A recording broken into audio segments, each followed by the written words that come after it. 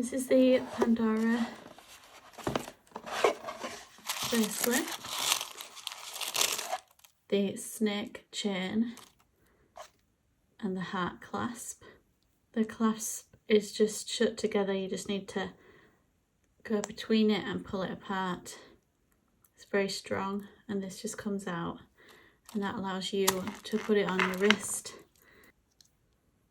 A little bit fiddly with just yourself, but doable, and that's how it looks. This is the Pandora baby charm. It's so cute. It has baby slippers on it, a little milk bottle, and some feet in a hat. Also has a little gem in the side. Such a beautiful gift.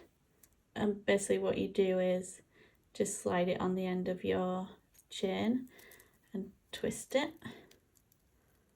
and then it goes on, and you can twist it again to get it into the next part if you want to, or keep it in that one. But everything's super secure, and